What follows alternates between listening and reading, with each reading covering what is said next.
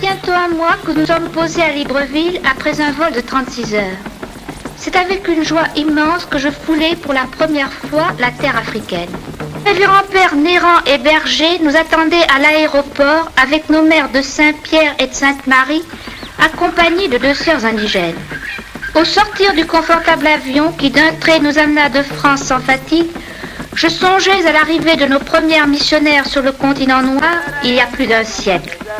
J'imaginais leur périlleuse traversée en pirogue entre Gorée et Ndakarou, le futur Dakar, leur approche de la place déserte d'un pays mystérieux, et sur le rivage, le vénéré père Bessieux, futur évêque de Sénégambie, pieds nus, était là pour les accueillir, les bénir et les conduire à la mission.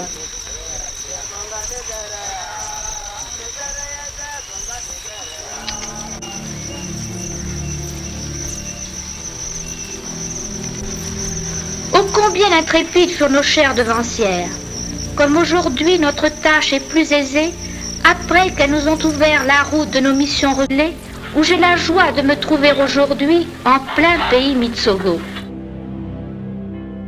Là où est couvert la forêt vierge et la brousse, c'est par la route qui relie l'aéroport à notre mission provinciale que nous arrivâmes rapidement grâce à la voiture de Monseigneur. La route longe le rivage.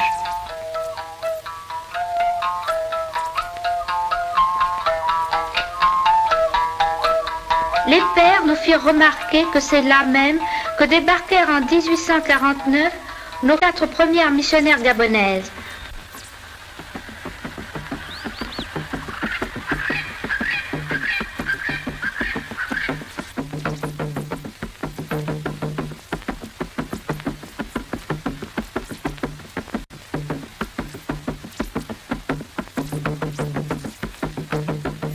À leur arrivée, les enfants s'enfuirent. Elles comprirent que leur tâche dans cette contrée d'Afrique serait particulièrement difficile et ingrate, tandis qu'elles se frayaient leur chemin à travers l'épaisse forêt tropicale vers le village.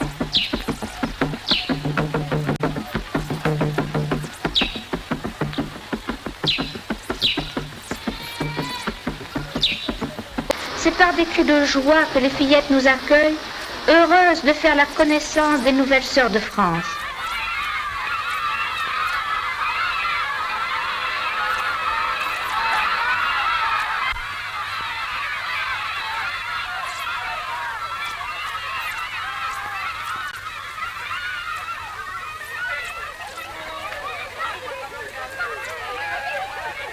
Dès notre arrivée, nous allâmes nous recueillir sur la tombe de Monseigneur Bessieux, face l'église Sainte-Marie, située à l'emplacement de l'ancien fort d'Aumale, premier bastion français en terre gabonaise. Le lendemain, nous partions avec Mère Marie-Yvonne pour une longue randonnée en brousse.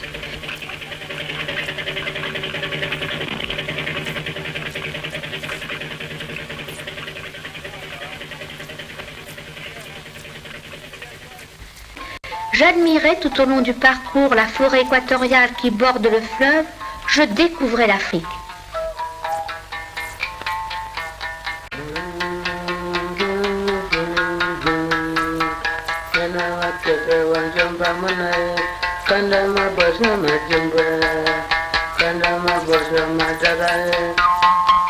Tout à coup, le ciel s'obscurcit. L'atmosphère devint lourde, irrespirable, la tornade était sur nous.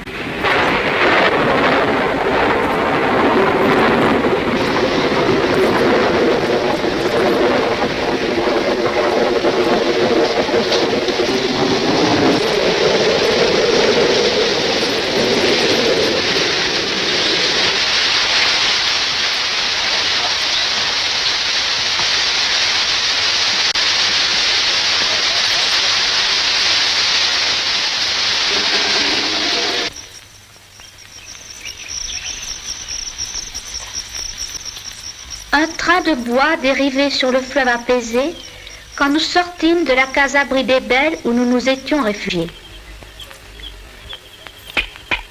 Quelques jours plus tard, nous nous étions enfoncés au cœur de la forêt, au pays des coupeurs de bois, et nous assistâmes à la chute impressionnante d'un de ces géants de la forêt tropicale.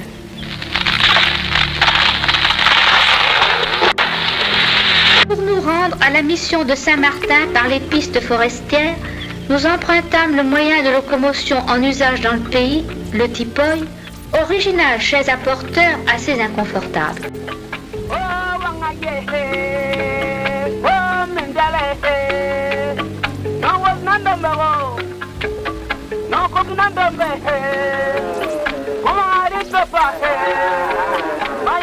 Levant la tête, nous pouvions voir les Noirs escalader avec une étonnante agilité le tronc lisse des palmiers, armés de leurs coupe-coupe de brousse.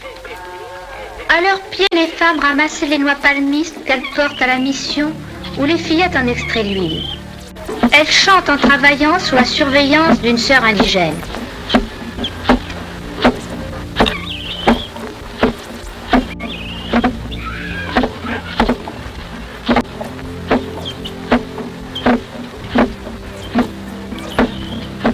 Le moyen de locomotion le plus agréable est sans aucun doute la pirogue, mes chères sœurs. Navigation rapide, rythmée par le beau chant des pagayeurs.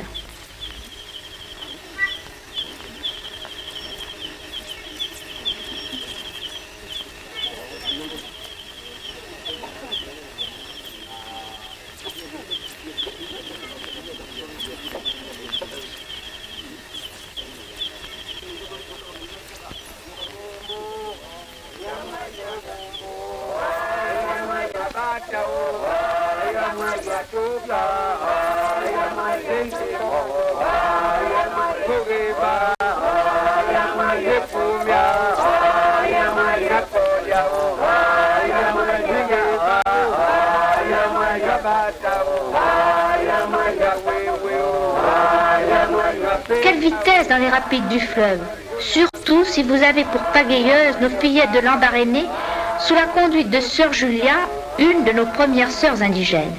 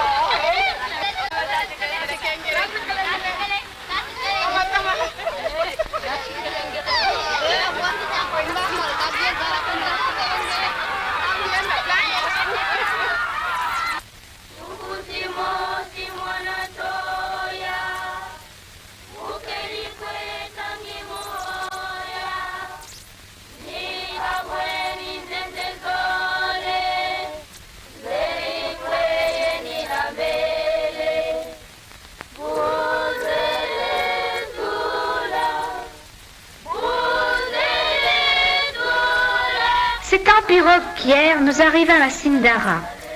Nos petites novices nous attendaient au débarcadère pour nous conduire à la mission, où leur mère maîtresse, notre chère mère Saint-Marcel, nous attendait retenue alitée par un gros accès de fièvre.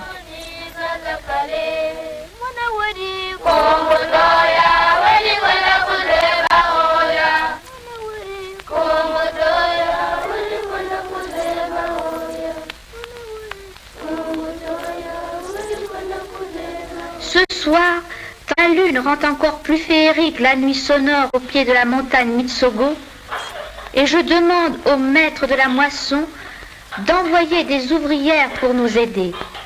Le champ d'apostolat est si vaste, il y a tant à faire.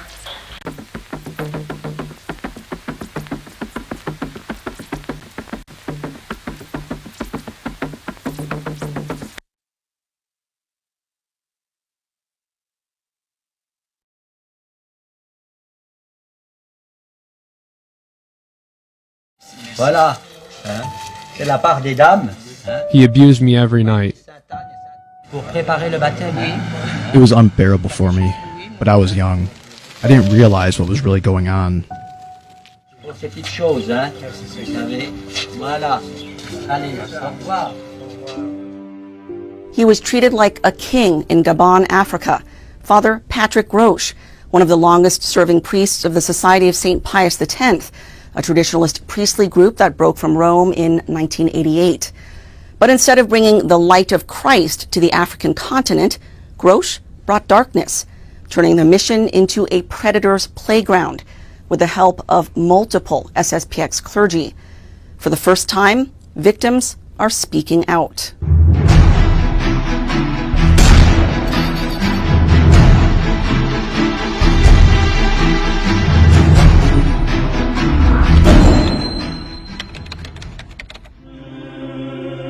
J'ai pu voir ces villages de païens devenir chrétiens et se transformer, non seulement, je dirais, spirituellement et surnaturellement, mais se transformer physiquement, socialement, économiquement, politiquement.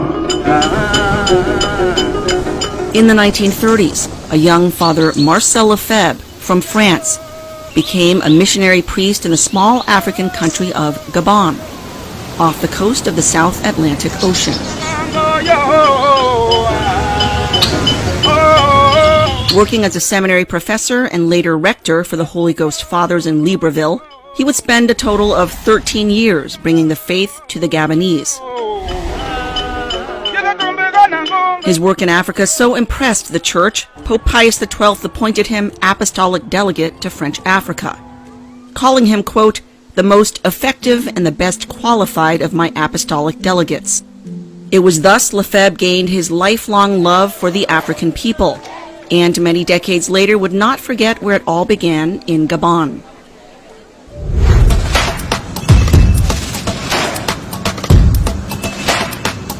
In 1985, after 40 years away, he returned to Libreville, where he was warmly welcomed back by all those who had remembered him. By his side, Father Patrick Grosch, one of his earliest students, ordained for the SSPX in 1976. Grosch was the one chosen by Lefebvre to found the Society's Gabonese mission. On January 16, 1986, on the feast of St. Marcel I, Pope and Martyr, our small mission of St. Pius X was born in Libreville.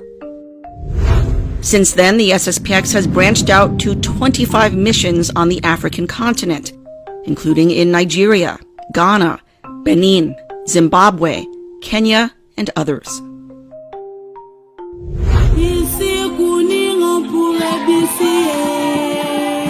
Once a French colony, Gabon gained independence in 1960, but still retains French as its official language.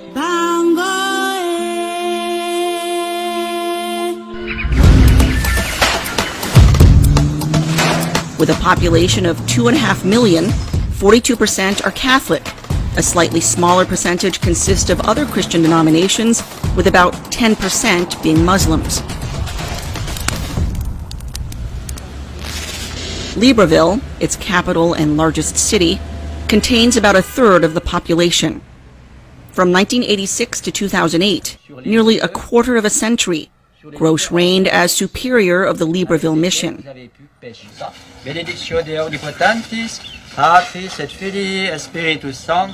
To this day, the 74-year-old cleric remains a revered chapter member of the SSPX, looked on with respect and devotion because of his close and long-time association with Archbishop Lefebvre and his exalted status as one of the founding fathers of the African missions.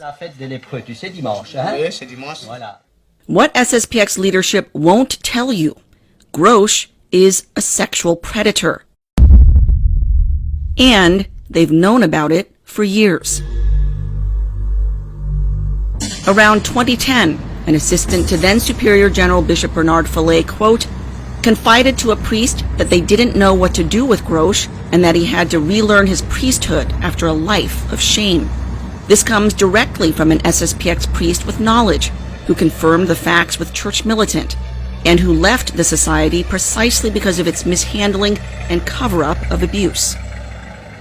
Et puis, en 76, il y avait plus de prêtres. In spite of all this, the SSPX featured Grosch in its 40th anniversary video on the founding of the District of France. I was sexually abused by Father Patrick Grosch, a close collaborator of Archbishop Lefebvre and founder of the St. Pius X mission in Gabon. The events occurred in Gabon and Libreville, but also in France in his family home in Besançon, and also in a society school. That's François, one of Grosch's many abuse victims. François was only 16 in 1986 when the abuse began, the same year Grosch founded the mission. I lay on top of him, my back to him as he wanted, and he started touching my private parts. He caressed me all over and masturbated me. The abuse took place multiple times over the course of 5 years, with Grosch making up excuses for why François needed to come to his room after Mass or catechism lessons.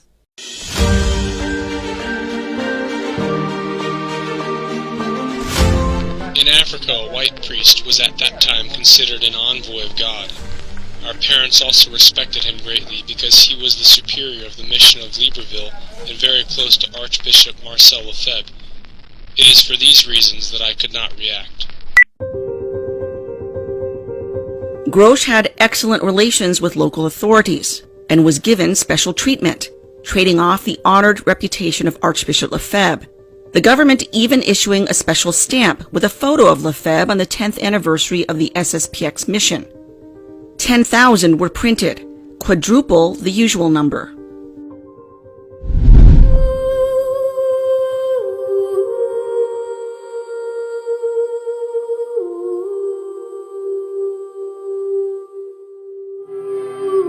With the backing of the church and the government, Grosch was untouchable. Victims were terrified of going against him, and parents revered him as practically divine.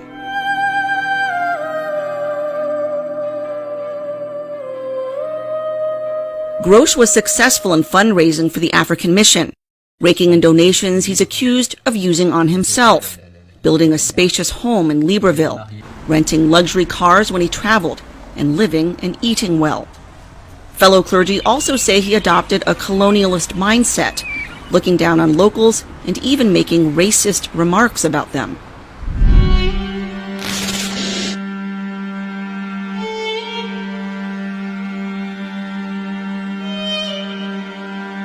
The abuse continued even after François left Africa to study in France, one time when Grosch visited his mother in Besançon.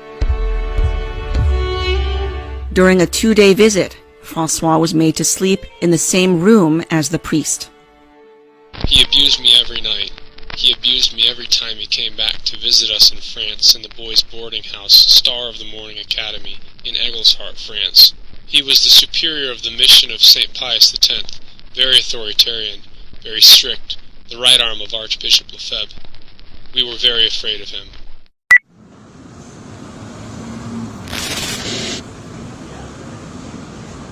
In 1993, when Grosch visited François studying in Sarreguemines, France, he finally worked up the courage to tell the priest no. After that, François never saw him again. Decades passed. Now an adult, François recognized Grosch had never been held accountable for his crimes. He finally reported him to the SSPX. I sent a letter to Father Davide Pagliarani, the Superior General of the SSPX, in December 2019. He received a response on January 17th from Secretary General Father Christian Touvenot. From the French translation, the Superior General recently became aware of your letter and the serious accusations it contains against a member of our congregation. Touvenot traveled to visit François, where he took down his testimony.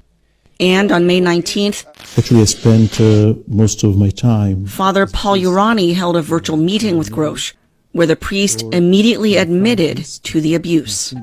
The translated letter notes, as soon as the Superior General brings up, without going into details, the misconduct alleged against Father Grosch, he speaks up, admitting his guilt, clearly and without difficulty. Grosch, who has prostate cancer, told Pagliarani he was sorry for his misconduct and that this moral sorrow is much more profound than the problems of physical health he's currently suffering. On May 23rd, Pagliarani set forth restrictions on Father Grosch. Among them, he cannot receive visitors privately, He cannot offer catechism lessons or spiritual direction. He cannot leave the priory without the permission of the superior. He can go on vacation at a time and place permitted by his superior. On December 1st each year, he will report to the district superior. He's still, however, allowed to offer Mass and help with Sunday liturgies. Inexplicably, while he's banned from offering private spiritual direction, he is allowed to hear confessions, where he can be private and alone with another.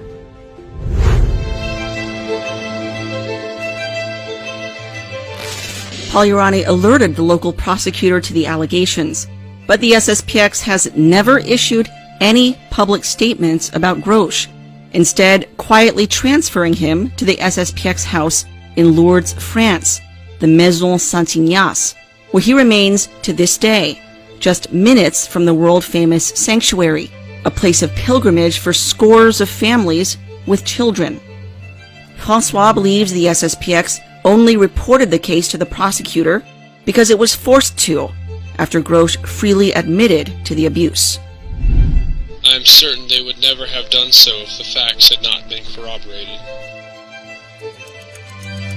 Because the statute of limitations had passed, the prosecutor was unable to charge Father Grosch for his crimes against children. François also doubts his movements are being strictly supervised. As Church Militant has extensively covered, the SSPX has a history of lax oversight and even lying about predator priests' restrictions.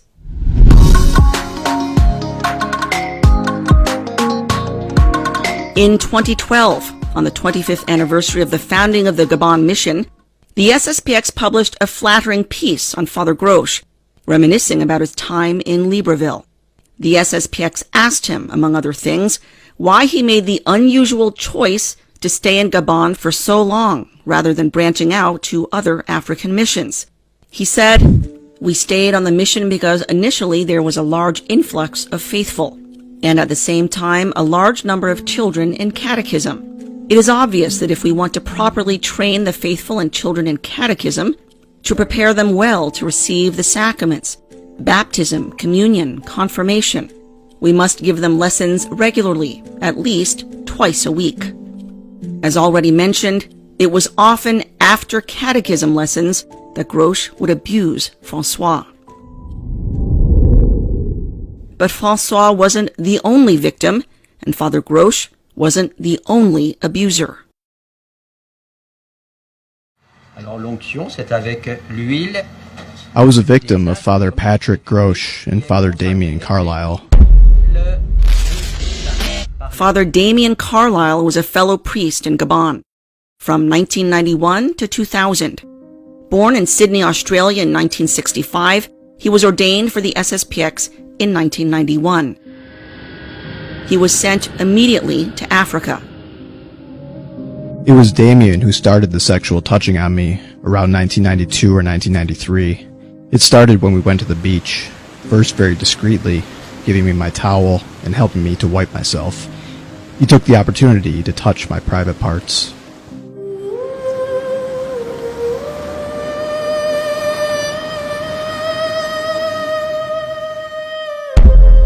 Jacques arrived at the mission in 1989. The abuse began several years later. Damien wanted me to get naked and touch my private parts. It gave him pleasure and allowed him to ejaculate. Carlisle organized beach trips, taking boys for what was supposed to be a day of fun at the shore, and then molesting them. It was unbearable for me, but I was young. I didn't realize what was really going on. Grosch also took part in the abuse back at the mission. As with François and others, he would ask Jacques to come upstairs to his room alone. I arrived. He asked me to wait.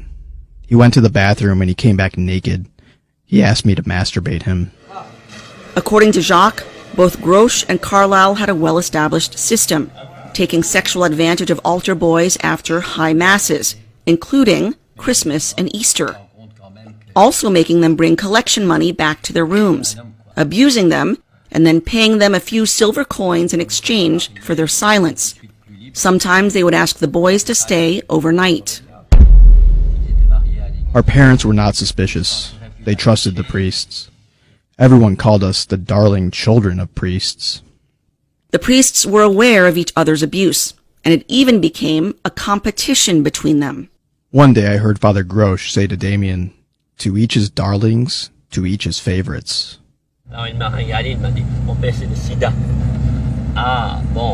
Father Carlyle would arrange overnight trips to the small village of Meba, about an hour east of Libreville, where Jacques says he also abused boys. I know at least 6 other victims, but they don't want to talk. I know that many of us have been abused. Grosch and Carlyle began to grow jealous of each other with the boys they abused, and eventually had a falling out. But during the period they preyed upon children, they didn't work alone. They had help. Early on, the SSPX sent Fathers Karl Stalin and Loïc Duverger to become assistant priests in Gabon. All 3 clerics had bedrooms upstairs in the mission house. Not only did they assist Grosch in catechizing children, according to François, they were accomplices in his abuse. In the name of the Father, and of the Son, and of the Holy Ghost. Amen. I remember perfectly the first time when the priest who assisted Patrick Grosch asked me to join him upstairs in Grosch's bedroom. It was Father Karl Stalin. Stalin was in Gabon from 1986 to 1995, nearly 10 years. Today he serves as district superior in Eastern Europe, after a stint as district superior in Asia. In Gabon, he brought boys up to Grosch's bedroom, alone, and left them there, alone. Father Karl Stalin and Loïc Duverger asked the children to go to Grosch's room. Father Loïc Duverger also helped. In Gabon from 1986 to 1989, Duverger later served as district superior for Africa. He is brother to accused sexual predator Father Pierre Duverger, whom Church Militant has reported on extensively. He would ask the girls to call him Daddy, at times signing off by saying, "Daddy loves you." Father Pierre remains in active ministry, overseeing children at an SSPX academy near Orlando, Florida. His brother Loïc currently serves as assistant to the district superior in France.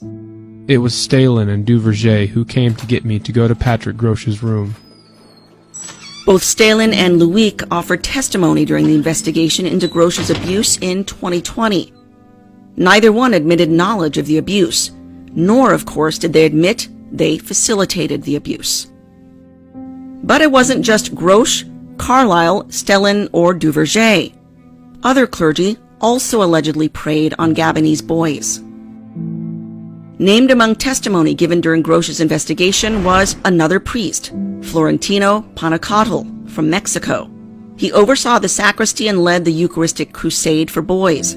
Serving in Gabon in the 1990s, his alleged attraction for boys was known, with locals calling him a pervert.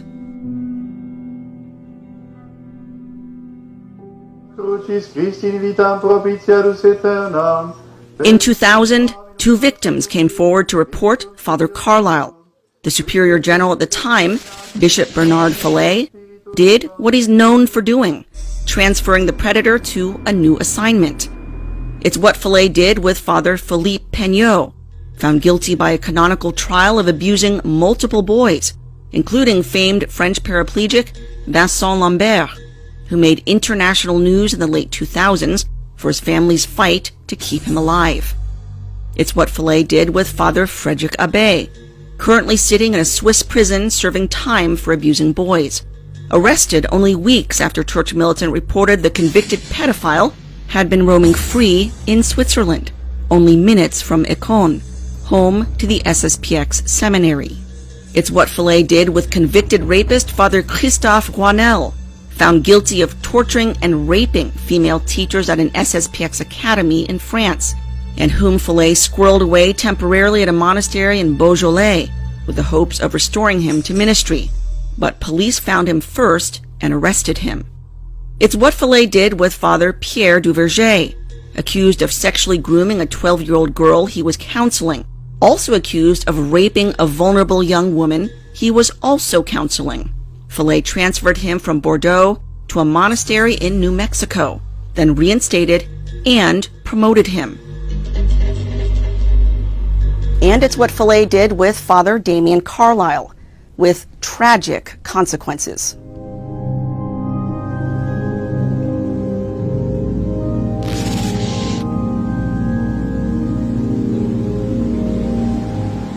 You now have managed to shatter my trust and hope in you. My Lord, I am no one of consequence in this world, but I had thought that a bishop of God would be trustworthy. After a few months in the SSPX seminary in Flavigny, France, Fallet transferred Carlisle in 2001 to Wanganui, New Zealand, to St. Anthony's Priory, where he lived for about 2 years, granted free movement and free access to children. Even visiting the island nation of Fiji in 2002, where he can be seen surrounded by boys and girls.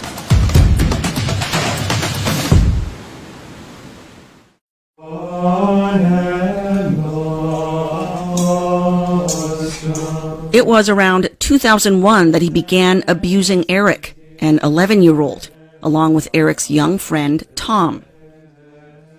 I understand the sinner needs mercy and compassion, and yet, where is the mercy and compassion for the innocent? Their minds are shattered, their bodies are betrayed, their hearts broken, and their souls, something happens to their very souls, something I've never come up with a word for, but it is why even old men weep when thinking about it 60, 70, 80 years later.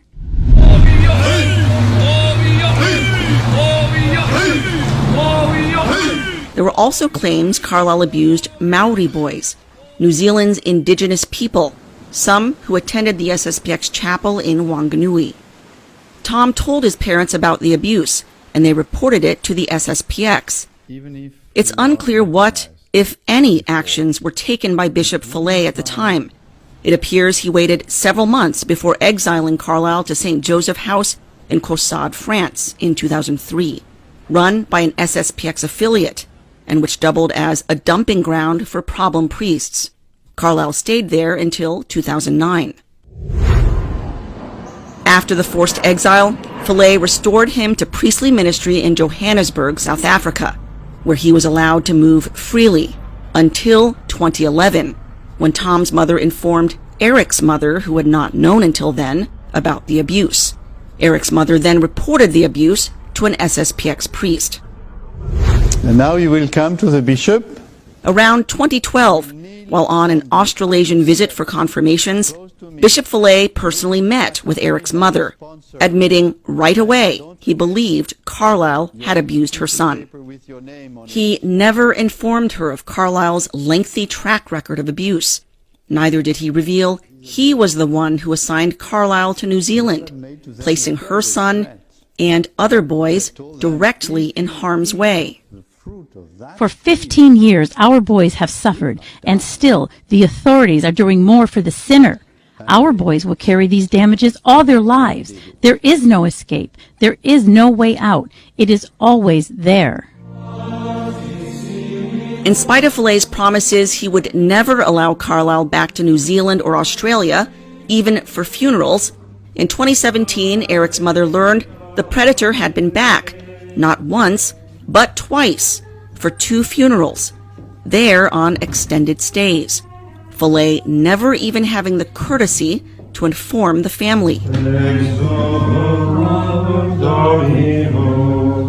Fallet has broken promises to victims' families before. When you met with Bishop Fallet, yes, he also gave no indication at all that he knew of Father Abbé's past allegations. At the contrary, the opposite. Totally the opposite. Totally the opposite. Fallet willfully concealed evidence from the court and from the parents of sexual assault victims. And he said, Oh, I can't, because it's a secret. It's a secret, and only Rome can decide if I can give you the secret. And we say. And he said that, but at that time he already knew that Rome had decided that the FSPX should resolve these cases internally. So he knew that. So you're saying that? Are you saying he lied to you? Yes, of course he lied. Of course. He's a good liar.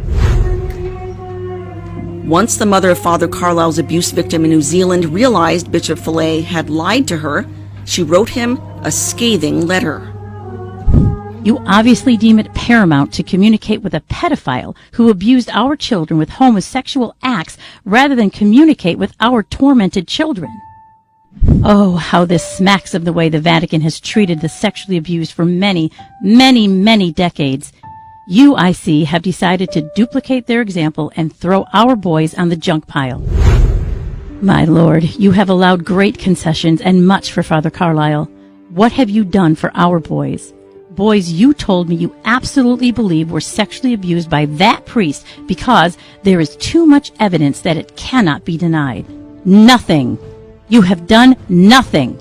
You have learnt nothing.